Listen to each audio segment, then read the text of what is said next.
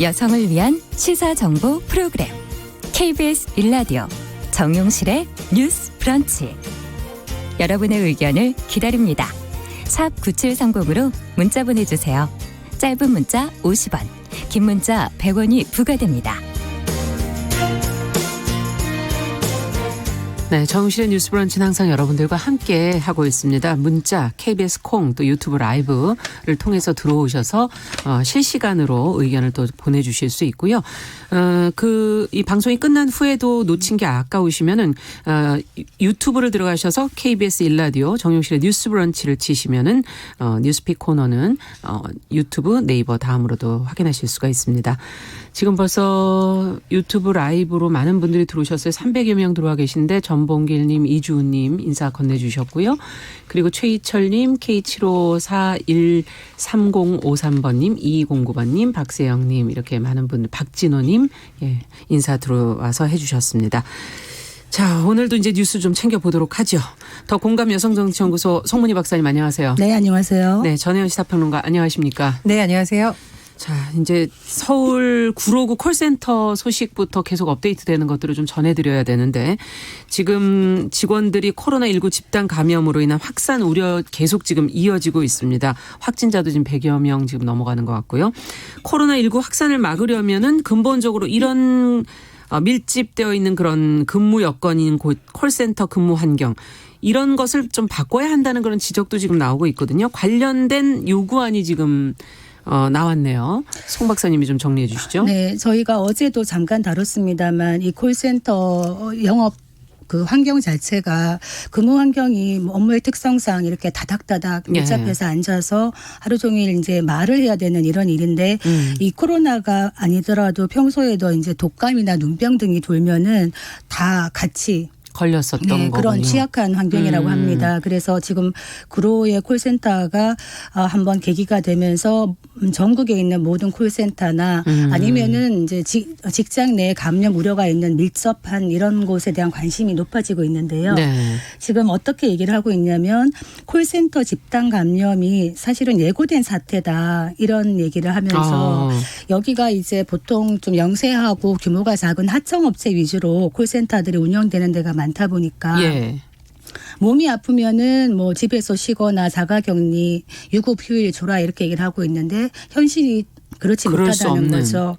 왜냐하면 영업 실적을 세우지 못하면은 인센티브가 하락되고 영업상 불이익이 있다 보니까 이게 굉장히 그림의 떡이 불과할 수밖에 없다. 그래서 이번에 구로의 콜센터 그 직원도 몸이 아픈 게 4시쯤부터 아팠는데 6시까지 일을 다 하고 퇴근을 할 수밖에 없었다는 겁니다. 그래서 이거는 하청에 맡길 것이 아니라 휴업수당 같은 거를 원청이 책임을 져야 된다. 그리고 지자체들이 적극적으로 나서서 자체 방역에 만약에 하청이 부담을 느낀다면은 콜센터를 전수조사해서 방역을 철저히 해야 된다고 얘기를 하고 있는 겁니다. 그렇군요.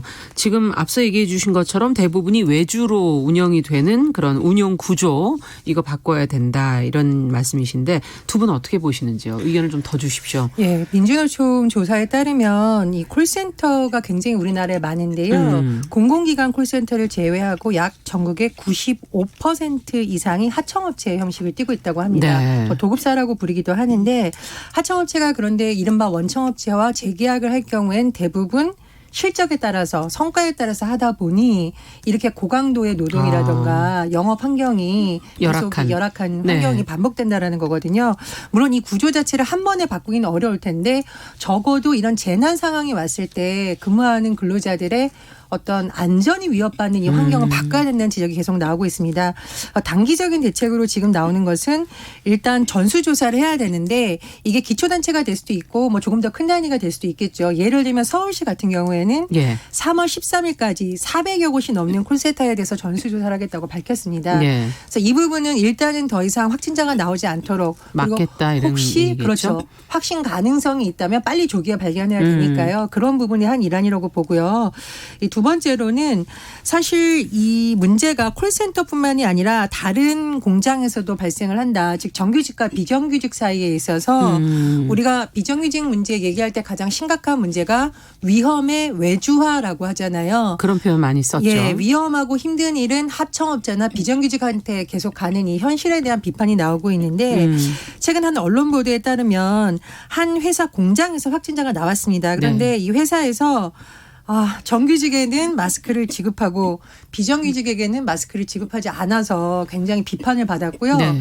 이후에 또 비판 여론이니까 지급을 했는데 마스크가 또 종류가 다른 것을 지급을 했다. 그래서 이거는 굉장히 심리적으로도 사람들에게 여러 가지 불편한 감정을 일으키는 그렇죠. 요소잖아요. 그래서 예. 이런 문제에 대해서 우리가 한번 깊이 생각을 해봐야 되는 부분이고 사실 고용노동부에서 코로나 대응 관련해서 준 지침을 보면 협력업체나 파견 용역업체의 노동자를 모두 포함해서 이런 조치를 하게 되어 있는데 현장에서는 그렇지 않다라는 거죠. 그래서 일단은 재난에 취약하지 않을 수 있는 근무 환경을 바꾸는 게 하나 우선 선행되어야 될 것으로 보이고요. 두 번째로는 만약에 그렇다면 발생했을 경우에도 네. 빨리 병원 진료를 받거나 피해를 최소화할 수 있는 방안도 단기적으로라도 빨리 마련돼야 된다. 이런 지적이 나오고 있습니다. 그러니까 이 콜센터 같은 경우에 요즘 마스크 구하기 어려운데 상담사가 알아서 구하라고 하면 안 되는 거죠. 예. 콜센터 측에서 지급을 해줘야 되는 것이고 만약에 아파서 병원 진료를 가게 되면 그 시간만큼은 또 보존을 해줘야지 마음 놓고 병원에 갈 수 있는데 콜센터 직원분이 그런 얘기 하시죠. 내가 만약에 확진이 되면은 우리 전체가 문을 닫아야 되니까 너무나 그 조심스러울 수밖에 없다. 서로 조심을 하고 있다 이렇게 얘기를 하지만 지금 뭐 보험, 금융, 홈쇼핑 이런 데가 콜센터가 많지 않습니까? 예. 그런데 지금 SK텔레콤 콜센터는 직원 1,500명을 다 재택근무를 하겠다고 얘기를 합니다. 이렇게 어떻게 보면 규모가 큰 곳은 이게 가능한데 더 많은 콜센터는 이게 힘든 이유가 재택근무가 불가능한 이유가 고객 정보 유출에 대한 위험 때문에 그런 시스템을 구축하기 위해서는 비용과 시간이 드는데 이거를 그렇죠. 감당하기 힘들다는 겁니다. 그래서 현실적으로 당장 할 수 있는 건 뭐냐 하면 일을 안 할 수는 없는 거기 때문에 점심시간 같은 거를 이렇게 3개로 나눠서 각각 가게 한다든지 온도 체크를 상시적으로 하고 뛰어앉기 일단은 좌석을. 다닥다닥 붙어 앉아 있지 않고 한 절반 정도씩 뛰어앉는 것 이런 정도로라도 시작을 해야 되겠다 싶고요. PC방, 노래방, 학원 이런 것도 집단 감염의 우려가 있기 때문에 같이 들여다봐야 된다. 이런 생각을 하고 아까 꼭 말씀드리고 싶은 게 위험의 외주화 말씀하셨는데 예. 이게 왜 하청이 많냐면 원청이 직접 고용을 하면은 이게 파견 계약직이 되기 때문에 2년 뒤에는 정규직으로 전환해야 되는 부담이 있는 거죠. 그러다 보니까 이거를 피하기 위해서 하청업체에다가 도급을 주는데 이런 걸 하기 위해서 만약에 위험이 발생했을 때 원청은 우리 직원이 아니다라고 책임을 지지 않고 하청은 영세하니까 또 못 봐주고 이런 공백에 대해서는 사각지대가 생기는 거군요. 이런 부분을 좀 보충할 필요가 있다고 봅니다. 네. 자, 이제 좀 정치 얘기로 좀 가보겠습니다. 이제 미래통합당의 위성정당인 미래한국당 대표가 한선교 대표. 요즘 뭐 의료봉사로 다시 주가 오르고 있는 국민의당의 안철수 대표에게 사실상의 통합을 제안을 했다가 거절을 당했다는 게 이제 보도로 많이 나오고 있는데요. 관련 내용을 송문희 박사님께서 좀 정리해 주시겠어요? 어떻게 된 겁니까? 한선교 미래한국당 대표가 안철수 지금 국민의당 대표에게 언제든 대구로 가겠다라고 예. 하면서 만나겠다고 계속 통합을 얘기를 하니까 안철수 대표가 지금은 누구를 만날 상황이 아니다. 대구가 매우 심각한 이런 상황에서 정치적인 행보를 하지 않는다. 그리고 나는 중도 정치의 길을 끝까지 가겠다라고 이 통합 제안에 대해서 거절을 했습니다. 네. 한선교 대표는 어떤 말을 하느냐.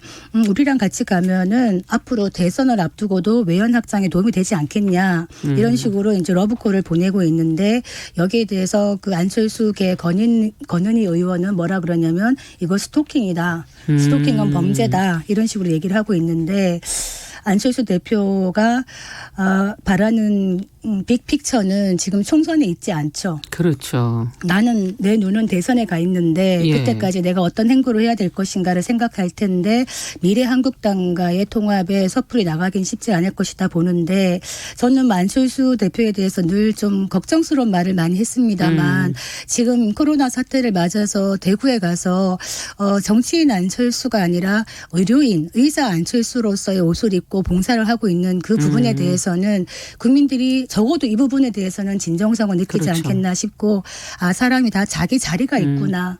자기에게 맞는 옷을 입고 지금 활동을 하고 있구나. 이런 생각이 들고 있습니다. 네. 자, 지금이 이런 상황인데 길게 봤을 때 안철수 대표가 끝까지 정말 통합을 거절할 것인지 아직 시간이 좀 많이 남아있지 않습니까? 두 분은 어떻게 예상하세요?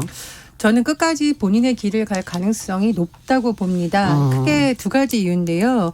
안 대표가 그동안 계속 강조했던 것이 두 가지인데 네. 하나는 정부 여당에 대한 비판, 그러니까 뭐 폭주라고 표현하면서 바로 잡아야 된다는 거였고 또 하나는 실용 중도 정치의 길을 통해 양당 구도를 바꿔보겠다고 강조를 했습니다. 네. 이게 만약에 선거를 앞두고 한 달도 안 남아서 뭔가 본인의 생존 전략을 찾기 위해서 다시 어떤 보수 정당하고 손을 잡는 것의 모습을 보인다면은 국민들의 입장에서는 또 철수한다 이런 비판이 나올 수가 있고요.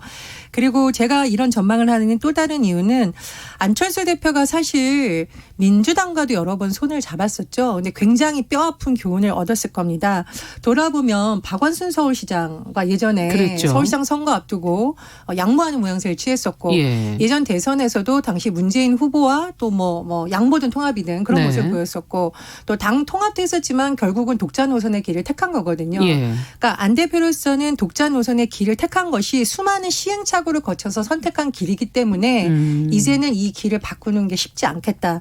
저는 그렇게 보고요. 또 하나 저는 이 한성교 어떤 대표가 지금 대구에 가 있는 안철수 대표에게 어떤 통합을 제안하는 방식이 조금 부적절했다라고 봅니다. 왜냐하면 대구 지금 상황이 굉장히 심각한 상황이고 그렇죠. 또 많은 사람들이 어떻게 보면 사투를 벌이고 있는 상황인데 거기에서 자원봉사를 하고 있는 안철수 대표의 어떤 특징, 가치 이런 걸 좀 존중을 했다면 언론 보도를 통해서 이렇게 나오는 것이 아니라 다른 방식으로 좀 접촉을 하는 게 맞지 않았었나 싶고요.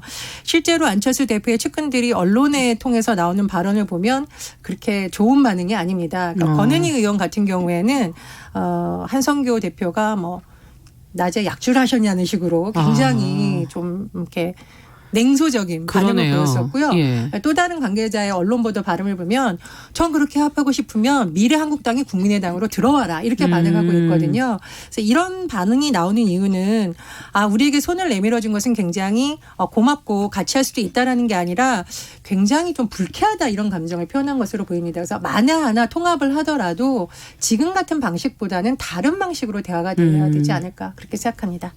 지금 그 미래한국당 이번에 그 비례대표 모집했잖아요. 예. 530명이 넘게 지원을 했습니다. 굉장한 상황이죠. 왜냐 좀 될 것 같거든요. 그러다 보니까 그런데 어떤 인사들이 갔냐. 전 박근혜 이명박계의 인사들도 많이 포함되어 있다. 그 신청자 중에. 그런데 이런 미래한국당을 국민의당이 같이 합치기에는 많은 부담이 있을 것이다. 이런 생각을 하고요. 네. 한성규 대표가 지금 미래통합당 황 대표하고도 이 불화의 조짐이 있는 게 아니냐. 뭐 이런 얘기 지금 나오고 있습니까? 네, 나오고 있습니다. 어떻게 보세요? 미래한국당이 만약에 이번에 좀 20석 이상의 그 의석을 차지한다 그러면 독자적으로 원내 교섭단체가 될 수 있어요. 그러면 황 대표나 미래통합당으로부터 자유로운 본인들의 길을 갈 수가 있는 여지가 있고 저는 한 대표가 그럴 수도 있을 것 같다라는 생각을 해서 지금 이번에 왜 그 박형준 통합신당 준비위원장이 이 비례대표 신청을 했다가 한 1시간 반 만에 번복을 했지 않습니까? 네. 이분은 황 대표랑 친분이 깊으신 분인데 이번 비례에도 그렇고 지역구에도 그렇고 황 대표의 입김이 별로 작용하지 않는다는 이런 말이 있습니다. 그래서 좀 지금 뭐 한성교 대표는 이런 말을 하죠. 전체 파이가 커지면은 나누는 목도 커질 거다 이런 얘기를 하지만 파이가 커져도 갈 사람들이 너무 많으면 나눌 몫이 적어질 수밖에 없는 거거든요. 네. 그래서 아마 안철수 대표에게 손을 내미는 것보다는 미래통합당의 입장에서는 지금 할 수 있는 절묘랄까 묘수랄까 할 수 있는 거는 선대위원 장을 그 구원투수로 김종인 박사를 지금 영입한다는 말이 많이 들리고 있는데 아마 그렇게 해서 선대를 꾸려 나가면 약간의 가능성은 조금 더 높아지지 않겠나 뭐 그런 생각은 듭니다. 어떻게 보세요, 전혜연 평론가께서는? 저는 이게 미래한국당과 미래통합당이 사실상 한 몸이냐 아니냐 저는 약간 동상이몽 지금 상황이라고 서로. 생각을 합니다. 예. 왜냐하면 사실 이 한성규 대표가 언론에서 이런 불화설이 나오는 것에 대해서 완전히 오보다 이렇게 굉장히 격한 반응을 나타내는데 자꾸 불화설이 나오는데 좀 이유가 있습니다. 왜냐하면 작년에 당의 핵심 요직인 사무총장을 한성규 의원이 맡았었습니다. 그러니까 대표와 사무총장은 굉장히 각별한 사이인데 당시 한성규 사무총장이 임명된 지 한 3개월 만에 사퇴를 했었죠. 이런 경우는 굉장히 드문 경우입니다. 왜냐하면 사무총장은 당의 조직이라든가 인사라든가 그렇죠. 나아가서는 공천에까지 관여할 수 있는 핵심 요직이거든요. 그래서 웬만해서는 사퇴하지 않고요. 사선 정도 되는 중진 의원이면 굉장히 또 한 번쯤 욕심을 그렇죠. 내볼 만한 자리거든요. 예. 그런데도 사퇴했다라는 거는 두 사람 간의 어떤 당을 끌고 가는 방향에 대해서 좀 이견이 있었던 게 아니냐라는 해석이 한번 나온 적이 있습니다. 그런 점 하나 봐야 될 것 같고요. 두 번째로 지금 불화설이 나오는 이유는 공천 과정에서 미래한국당과 미래통합당이 생각하는 순위나 인재상이 좀 다르다는 해석이 많이 나오고 있거든요. 그러니까 당초 여론이 예상하기에는 이른바 본 정당과 위성 정당 사이에서 본 정당에서 어느 정도 틀을 잡아서 위성 정당에 주면 거기에 맞춰서 비례가 정해지지 않겠냐고 예상을 했는데 지금 뭔가 나오는 모양새를 보면 그건 아니라는 거죠. 네. 그래서 황교안 대표 같은 경우에는 당연히 뭐 유력 대선 주자로 여론조사에서 오르내리고 있기 때문에 본인의 대표 체제도 유지하면서 앞으로 큰 길을 가는 것을 생각하고 있겠지만 글쎄요. 한성규 대표는 이런 수도 타진해보고 안철수 대표를 영입해서 하는 수도 타진해보고 또 뭐 이른바 친박 세력이 다시는 것도 한번 생각해보고 여러 가지 가능성을 두고 조금 다른 생각을 하고 있는 것으로 해석됩니다. 그 지금 미래통합당이나 더불어민주당 두 거대 양당이 우리가 이런 얘기 하잖아요. 무엇을 생각하든 상상 그 이상일 겁니다. 라는 얘기를 하는데 이번에 어떤 정치판의 모습을 보면 아 정말 꼼수가 판치는 무엇을 생각하든 상상 이상의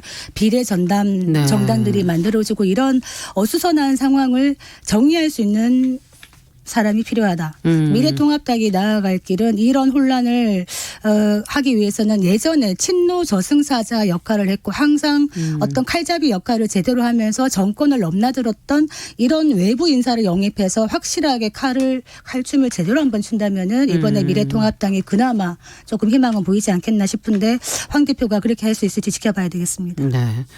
자, 정용실의 뉴스브런치 더공감 여성정치연구소 송문희 박사 전혜연 시사평론가와 함께 뉴스픽 진행하고 있는데요.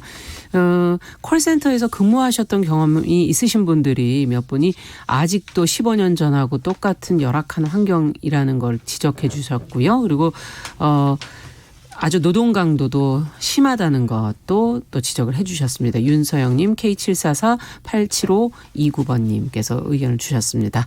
자, 이제 어제 하루 이제 늘어난 확진자 숫자는 114명 추가돼서 누적 확진자는 7,869명, 사망이 6명이 어제 늘었네요. 그래서 66명의 사망자가 지금 나오고 있습니다.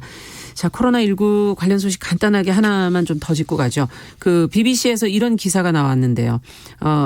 코로나19가 아시아 여성들의 삶을 뒤흔들고 있다.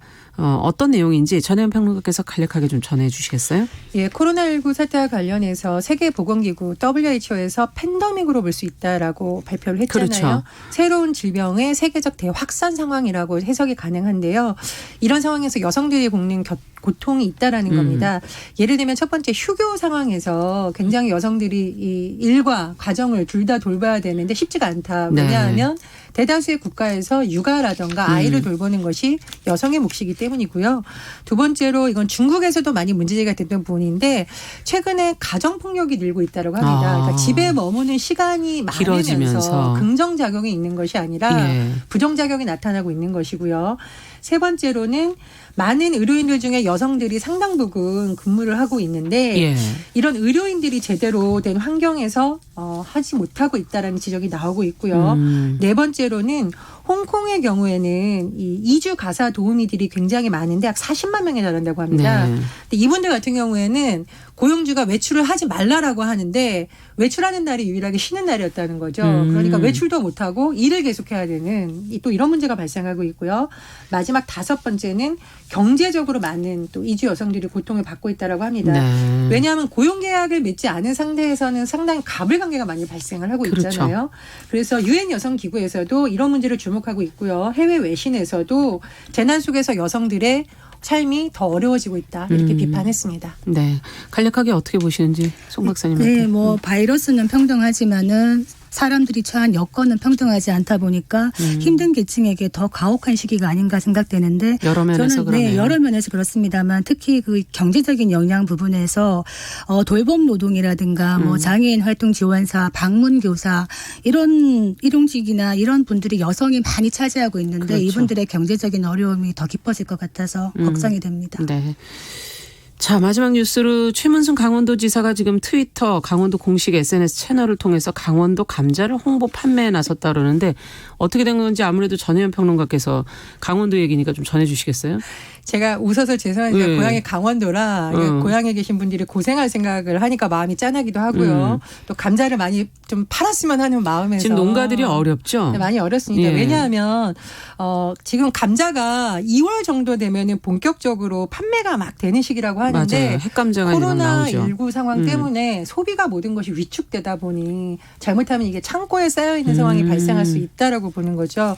최문순 강원도지사가 트위터, SNS 채널을 통해서 이제 감자 홍보 사원으로 나선 겁니다. 근데 이 감자가 4월까지는 사실 전량 판매가 되어야 큰 문제가 안 생긴다고 하는데요. 예. 가격이 쌉니다. 판매 가격이 10kg 한 상자당 소비자 구매가가 5,000원이고요. 이야, 시중 가격보단 절반 정도 그러네요. 싸다고 싸네요. 하고 예.